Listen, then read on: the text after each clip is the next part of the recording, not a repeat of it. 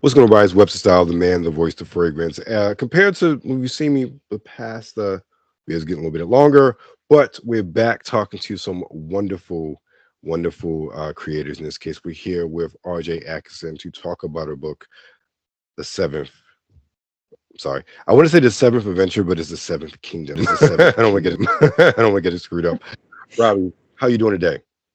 I'm doing well. I'm doing well. How about you? Doing good. I'm doing good. As I was telling Robbie before, I just woken up from a nap, very impromptu nap. But you know, your body says you need to shut down. You need to shut down. So that's what happened. But I'm rested. I'm bright eyed and bushy tailed, as they say, and I'm ready to talk about this fantastic manga you created, the Seventh Kingdom. Now, well, tell us about the Seventh Kingdom first of all, and I have loads of other questions to ask you about that. Yes, so we've got an epic fantasy sci-fi adventure with a young woman who essentially is on a journey of revenge against the Seventh Kingdom because they destroy her village. And essentially, along the journey, she collides with dark revelations about the truth, about things that were kept from her as to why they were attacked. And then she also assembles a team, and that provides a bit of insight for her as well. So, yes, in short, that's what it is. So, where did you find the inspiration for the story? Mm, I think the best and most truthful answer is a mixture of both imagination and personal experience. Okay. And I was actually just talking to someone the other day, an influencer that we're going to be collaborating with in the future. And this influencer was telling me about how they had a relative who just passed away and how with the passing of that relative, all of these things come to light. And for both of us, it was a father. Because my dad passed in 2021 and theirs passed last year. And just the things that come up after that experience, the things you learn, the emotions you deal with, and realities that you grapple with. And some of that informed the creation of the series. And then some of it was quite literally just imagination. When you have a snapshot of an instant, how do you write a story around that? How does that story pan out? How does it end? Um, and so this was really an endeavor to really stretch the limits of my imagination. If I were to not have the confines or the financial confines of a camera and a camera crew, which is what I'm used to because I'm used to directing and writing film. Okay. So yes, Okay. Now, is this you direct and write films? Is this your first foray into manga? yes, it is. Okay. And what say prompted you to do manga compared to maybe I would say traditional American Western style comic books or maybe either other descriptive artistic mediums to express your story? Hmm. Well, the ultimate goal is to get the series animated. So for me, in my mind, in Okay. my head, in terms of where this is, I already see it as an animation. It was written to be an animation, but I decided to go with manga in particular because a lot of anime, because I knew the style that I wanted visually, and I knew that this was not something I just wanted to be relegated to American audiences. Right. I wanted to be able to target the international audience, but I especially wanted to be able to tap into the Japanese market because manga is like the market value for manga, the profit margin for manga is like set to exponentially increase. We're talking a medium that in the 80s when anime was introduced, no one thought that anyone would like it. Do you understand? And it's Yes. since then taken off so greatly that it's become like a staple of like Japanese culture. Ask anyone what they know about Japanese culture. If they don't know anything else, they know anime and manga, right? Right. Right. Uh, and I think my writing style lends itself to appeal to an international audience, anyways, just from what I've seen with the films and the scripts that I've written. Um, the most recent film that I shot, a lot of the audience that could really appreciate it was international anyways. And so I think with a flair for something a little bit outside of standard American writing practices, and then a desire to have a style that would appeal to an international audience, I think also knowing I wanted to be animated, building a fan base off of a graphic novel, and in a market that you know is going to rise more than American comics, to me, that was the most logical step. Well, I think even in the US, manga outsells traditional comic books, if I remember statistics right. But it sounds like Right. all the way around. Right, right. So with that, the manga, are there any manga? No, I'm gonna ask the question next. But with your directing and writing background, did that, and I know script writing in some regard, but did that bring a different perspective to when you sat down to create the Seventh Kingdom? Hmm. I would say, I would say in a way it's almost the other way around. And what do I mean by that?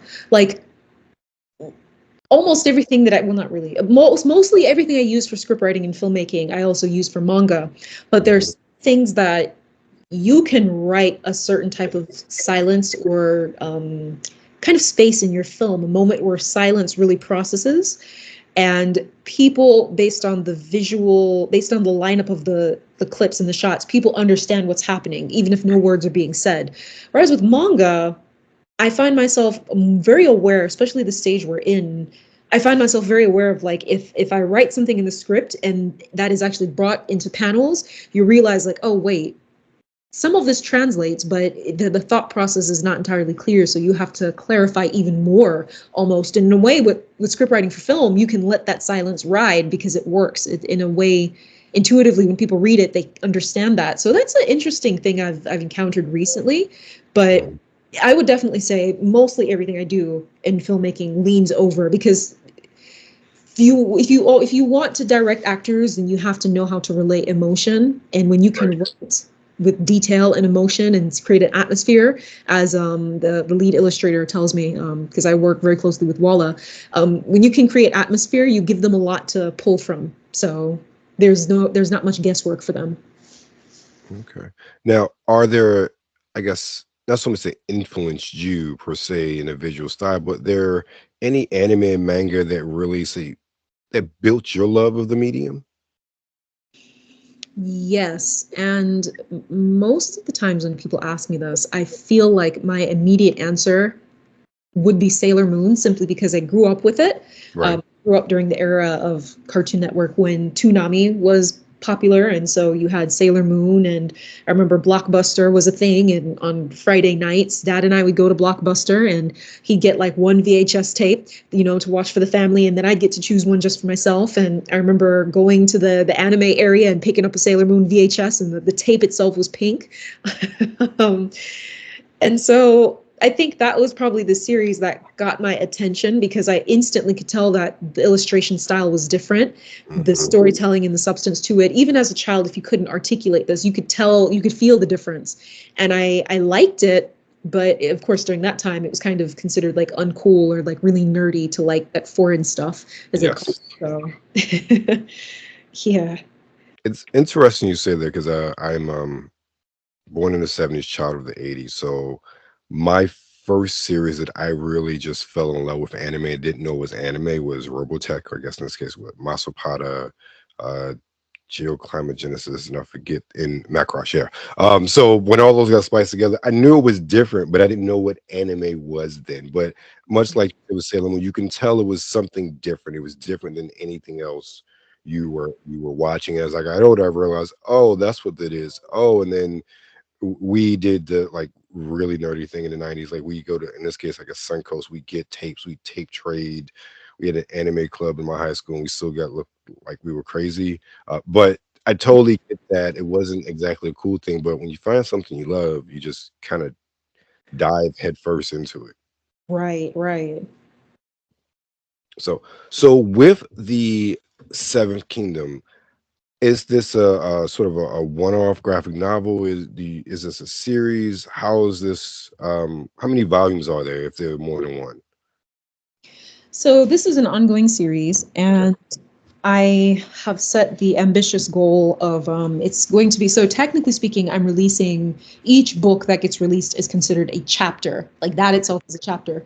Um, Technically speaking, that'd be called a volume, but I'm doing it that way so that when we sell a box set, when I have multiple chapters in a box set, then you can call it a volume. But it's technicalities. Anyways, this is meant to be at least 50. Right now, Oh, I'm wow. Okay. Yes, I've written up to 20 so far. Well, I've written up to 19. I'm getting started on 20, and we've done the beta reads for up to like 18, or Okay. to do the beta read for 18. But I mean, it's coming along, and I don't really see it going beyond that. I think like going beyond that in the sense of like that's season one. I do have season 2 and season 3 that I'd like to do, but I anticipate that things will be so drastically different by the time we get to that Right. there will be more opportunities to expand that. My goal is by like season 2 and 3 to be able to really be a lot closer to getting it animated, because the fan base would have been built for it. So Right. this is a story. I want this to be like a full meal. I don't want to give people like a 12 book or like a 10 book thing and like that's it. Most of the competitors tend to be, I mean, if you want to call them competitors, quote unquote, they're on a different level, but most of the competitors, they tend to be almost into like 100 chapters. So Right. it's long, but that's actually short in comparison. Okay. So your illustrators, what sort of your illustrator, there are individuals or individual you worked with before? Did you have to go out and try to find your elevator illustrators to meet the sort of what was the visual style you wanted in your head? How did that work? Hmm. So I found the illustration team through Instagram. That is the handiwork of my then assistant, who was also a good friend of mine, who is now my beta reader. And he had found the lead illustrator back before they started their company. And we got in touch years ago, and we eventually just made it happen. I told them, just give me some time. They said, bet. And so we eventually arrived at this point here. And I really reached out to them because it was something we were doing with my business at the time in terms of building a certain kind of relationship with local artists or Hmm. international artists. But I also wanted to work with Walla in particular because I saw Walla's style and I liked Walla's style. It was different. And yet you could still see like that it was anime based or manga based. And Hmm. back when we back when we first met, digitally they were aiming towards like webtoons, this, that, and the other. And then when we finally got around to this, they said, oh, I don't do webtoons anymore, so if we do this, it'd probably have to be a manga, which is perfect because that then challenged me to write something that is long form enough for the audience to be able to binge, so to speak, like a manga. So Okay. Now you say you're looking to, I won't say transition, but to also adapt this into anime. Has that process already started, or is that still something that's down the pipe? that's something that's down the pipe, but I'm Okay. just playing it like it's already done, that's how you have to Yep. go. Yep. Yep. True. True. True. True. Very true. Okay. Cool. Now, RJ, any well, anything else, but where can everybody find, and not just find, but find, learn about, and also purchase, or I guess we use pre-orders or up, or is no, pre-order windows closed, but at least purchased the Seven Kingdom. Yes. So technically speaking, if people go to www.rpxmediaproduction.com/the number seven th, the seventh kingdom, they will be taken to the official webpage for the series. And from there, you can access the bookstore. And on Okay. the bookstore, you can see ways to pre-order the series on Amazon, on Apple Okay. Books, on Rakuten Kobo, a number. Even look into checking it out from libraries as well. So it's Awesome. Okay. Well, you guys should have seen that down below. If not, it's in the show notes also. Um, where can they find? Well, where can they find you on social media? yes. Well, if TikTok is still around, Right. um, at the number 7th at the seventh kingdom for TikTok, and for Instagram, it's the underscore seventh underscore kingdom. And type that into Facebook and Twitter or X. You'll also find us there. So All right, thank you. All those are right there. Flash. If you missed them, rewind a little bit, watch it again. But also, all the links have been in the show notes. Robbie, thank you very much for your time. I greatly appreciate it. You guys, make sure you check out the Seventh Kingdom. It looks absolutely phenomenal. As just a anime manga fan myself, I definitely will be checking it out. Make sure you go to all the links, like, subscribe, follow, and buy. Robbie, thank you again for your time. You guys, Webster Style, the man of voice for fragrance. We'll see you next time. Peace.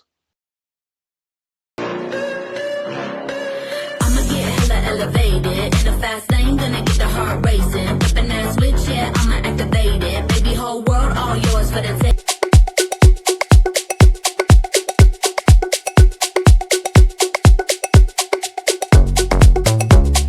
Well, hello, hello, baby. This is your lovely Misty Stone, and you are watching Webster Style with me.